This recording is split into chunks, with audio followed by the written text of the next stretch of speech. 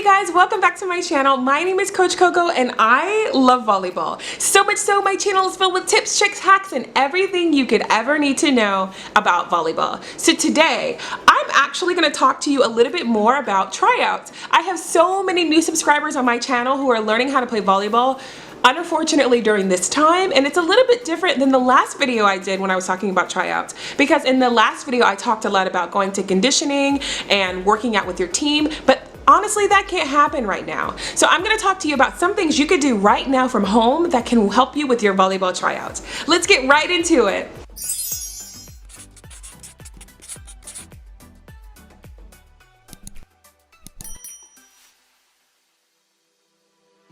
So as you know, right now the world has turned upside down. It's completely changed and there's so much going on with social distancing, and volleyball is at a standstill. Now, there are some things that you can do to start practicing at home when you are learning how to play, especially if you're going to be playing out for your team this upcoming year, and I want you to be prepared as possible. So let's talk about 5 things that you can do right now from home that I recommend you start working on, so that way you can be prepared when you're trying out for your team. Let's get right into it.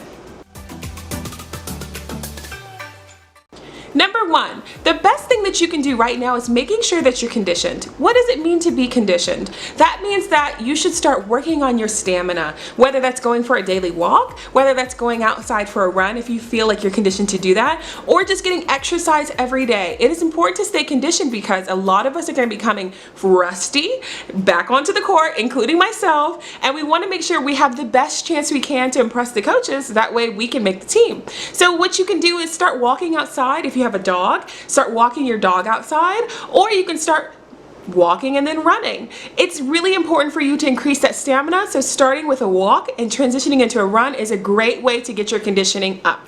If you want to see more conditioning videos, make sure to comment that below and I can try to get that on my register. So make sure to tell me exactly what you want to see down below.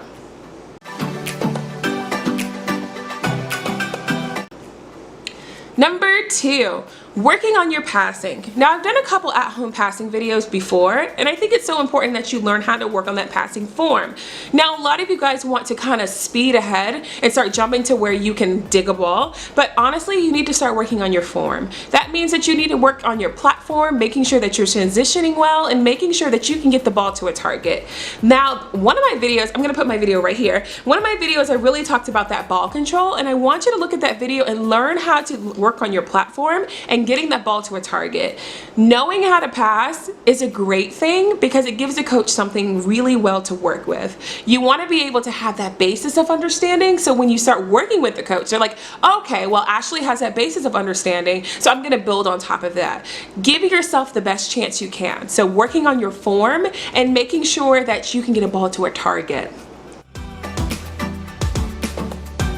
Number 3, also working on form, I would work on your serving form. That means that bow and arrow form that I taught in my very popular video, how to overhand serve. Working on that form because it will give you that basis building block that you need to be able to serve better. So if you know that you've underhand served this entire time, start working on your overhand serve. That means getting your bow and your arrow and start to hit that ball outside. It's important that you start learning, because if you don't try, you can't fail, and if you can't fail, you don't grow. So I need you to go out there and try your best to overhand serve. That means getting that bow, that arrow, and that extension. If you need to watch that video again, I'm going to put it in the description box below so that way you can have a refresher and be able to look at it to get some tips. Now, taking a look exactly at your form, a lot of you guys tell me that you have the bow and arrow, but it's not going over the net. So start working on that peak contact. Am I contacting the ball high enough? Am I stepping through? Look at each stage of that serving video to see exactly where the error is, so that way we can tweak it so the ball can go over the net.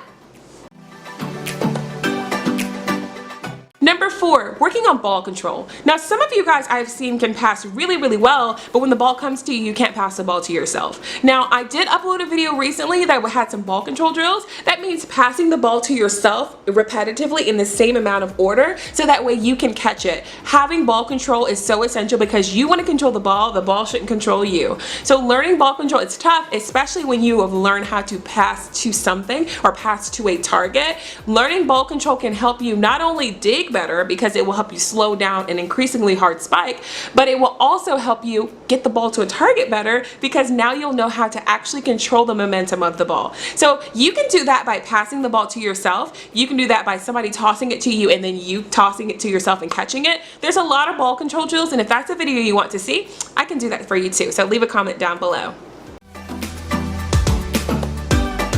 Number 5, volleyball strategy. Now, a lot of you guys come to my channel and you already have an idea of exactly what position you want to play. You want to be a libero, you want to be a setter, you want to be an outside hitter, you want to be a middle blocker. That's great. I'm so happy that you've already decided or you've learned enough about volleyball to know what position you want to play. When I first started, I was like, put me where I can hit. I don't even care. Just put me where I can hit the ball and I'm Gucci. But now I know that a lot of you guys have a specific goal in mind. If you know you have a specific goal in mind, maybe do some research on learning more about that position. I have a lot of different videos on my channel that talk about a lot of different positions. I'm still working on the opposite hitter one, and I'm still working on the DS, coming soon. But you can take it upon yourself to look at some more research of that position. Maybe you can find somebody that's in the volleyball community who is already a professional athlete, or they go to your school, or they play recreational, and look at that and use that as a guide to kind of see, well, how is she transitioning? Okay, well, what are some of the things that she does here? So that way you can learn about the position skills, because volleyball is very position specific and everybody has a job and a role. So the setter is going to do something completely different than the outside hitter, and the outside hitter is going to do something completely different than the middle blocker. Everybody has a job and everybody does that job quite differently. So middle blockers from school to school don't do the same thing. We all do something different. So if you can take it upon yourself to maybe look into it, oh, well, Coco's an outside hitter and she transitions like this.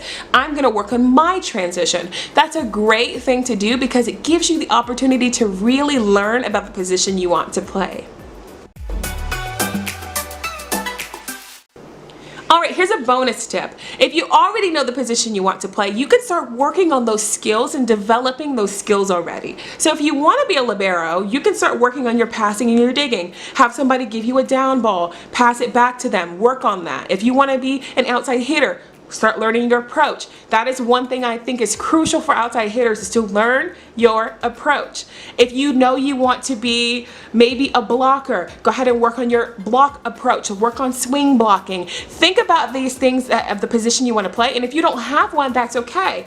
I, Coco, am always going to be a promoter of a well-rounded player. I have always wanted to be a well-rounded player. I'm working on that now, but I want you to be well-rounded. That means I want you to have multiple skills and not be boxed in. Because when you get boxed in, that means that you can only be this one thing the entirety of your career. Rather, let's say you go and play college and you played libero in high school, but when you go to college, they don't need a libero. That's okay, coach, because I'm a DS. That's okay, coach, because I'm an outside. This is what I want for you. I want you to be able to have this multitude of positions that you can play, so that way you always have a role. Let's get that multiplayer aspect. So if you know any way that you can play at home or practice for tryouts, make sure to put that in the comments below, because I'm sure somebody really wants to see that, and we're all working towards it right now. Right now, I'm working so hard to go outside and play grass. It is super hot outside. Either it's really hot or it's raining, but I'm working really hard to be able to transition myself outside. If you have some tips that may help someone else, make sure to leave that in the comments below, because I am absolutely sure they're gonna want to see it. Alright, I'm gonna be making a couple more tryout videos, so don't worry. If you have any tryout questions, please put it down below in the comments, because I really love reading you guys' comments and commenting back and seeing who's gonna be first. So with that, I hope that you like this video. Please like, comment, subscribe, and I will see you guys next time.